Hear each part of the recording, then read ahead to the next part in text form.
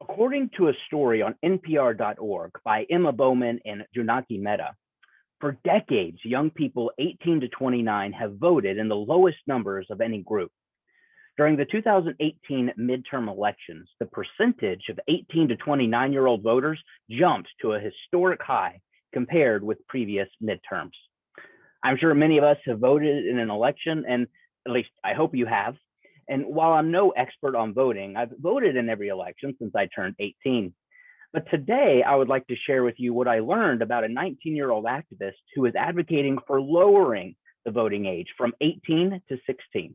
And I'll share with you why he is pushing for Generation Z to vote and how this vote would be able to happen in our political system. Tyler Okeke is from California, and he said, if it wasn't work that I was doing for all these years, I probably wouldn't know the process of getting an absentee ballot to vote in a California election while I go to college in Chicago. Okeke said 16-year-olds in particular are poised to translate their civic education into civic engagement. The US history that students typically learn at that age, combined with the power to vote at the same time, he said, would create lifelong habitual voters. And so Okeke is working to get that passed in the state of California. See, Tyler Okeke disagrees that people at this age aren't mature enough or don't know enough to vote. He says that having grown up with the internet, younger generations have greater access to information, well beyond that of a textbook.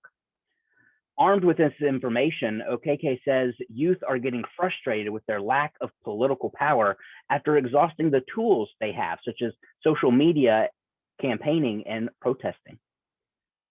So now that I've covered why Generation Z is the best group to add to the voting rolls, let me talk about how that would get done in our political system.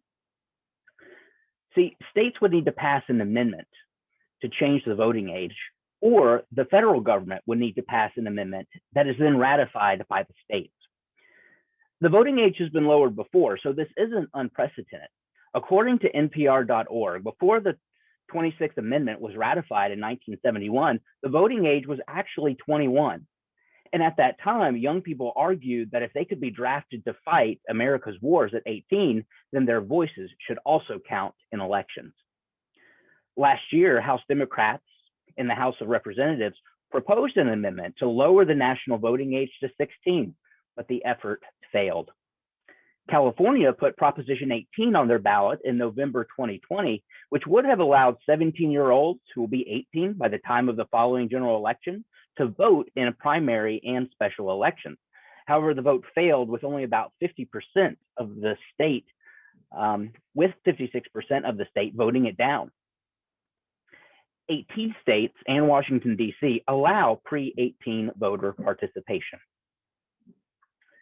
So in conclusion, I've shared with you what I've learned about a 19-year-old activist who is advocating for lowering the voting age from 18 to 16, shared with you why he is pushing for Generation Z to vote, and how this would be able to happen in our political system. Tyler Okeke said, when we look down the road, we don't see a hopeful future. We don't see a future where we all have access to clean water and clean air and equitable schools. Voting is just the logical next step in making sure that a generation that is so passionate about change and is deeply affected by the decisions that are being made now, that this group are able to be inserted into the policy making and have a say in our democracy. Thank you.